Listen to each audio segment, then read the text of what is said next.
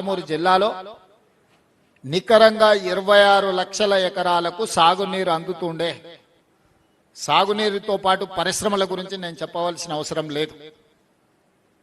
10 సంవత్సరాలలో ఒక్క పాలమూరు రంగారెడ్డి ఎత్తిపోతలకే 27,000 కోట్ల రూపాయల ఆనాటి ప్రభుత్వం కల్వకుంట్ల చంద్రశేఖరరావు గారు ఖర్చు పెట్టారు.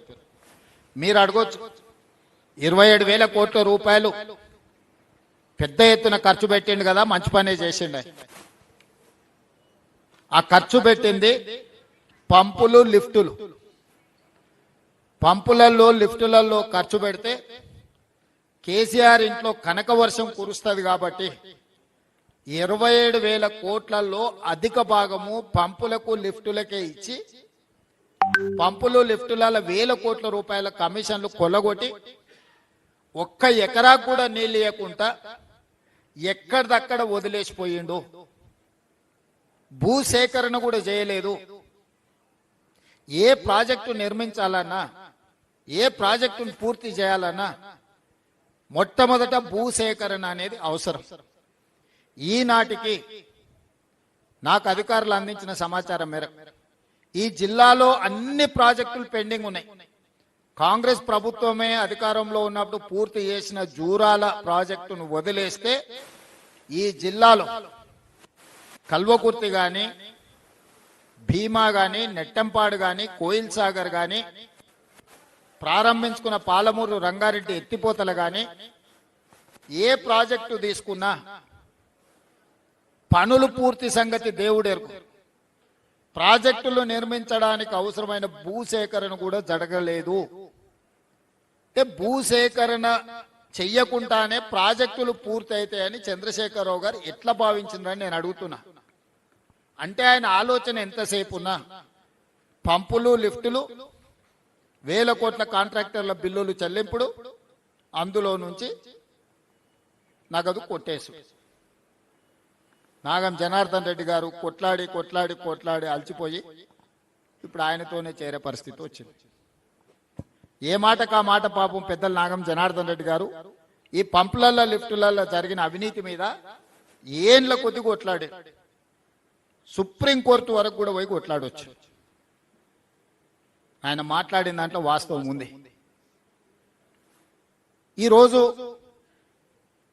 మేము అధికారం చేపట్టిన తర్వాత ఈ జిల్లా నుంచి ఎన్నికవడమే కాదు, ఈ జిల్లా నుంచి పుట్టి పెరిగి ఈ ప్రాంత పరిస్థితుల అవగాహన ఉండి 17 సంవత్సరాలు ప్రతిపక్షంలో జడ్పీటీసీగా, ఎమ్మెల్సీగా, ఎమ్మెల్యేగా, ఎంపీగా, పార్టీ నాయకుడుగా జిల్లా నలుమూలలు తిరిగిన నేను ఈ ప్రాజెక్టులను ఒక కొలిక్కి తీసుకురావాలనే ప్రయత్నం చేస్తే అసలు ఏది ఎక్కడుందో సరిచూసుకోవడానికే దాదాపుగా 2 సంవత్సరాలు పట్టింది.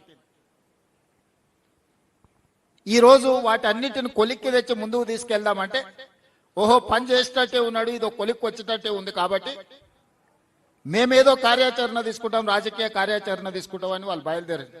తప్పులేదు, తిన్నది అరగనే అరుగుతుంది, తిరగండి, నడవండి.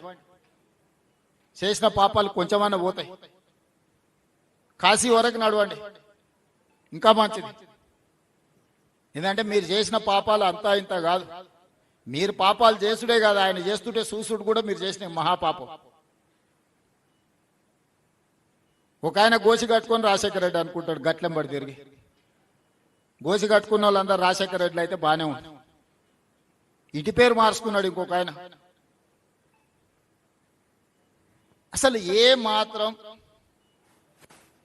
ప్రజలు ఏమనుకుంటారు, మనం ఇట్లా వ్యవహరిస్తే చీదరించుకుంటారా లేదా అన్న సోయి కూడా లేకుండా మా గురించి మాట్లాడి జిల్లాకు అన్యాయం చేసే ప్రయత్నం చేస్తున్నారు. ఈరోజు నేను కొన్ని వివరాలు చెప్పదలుచుకున్నా.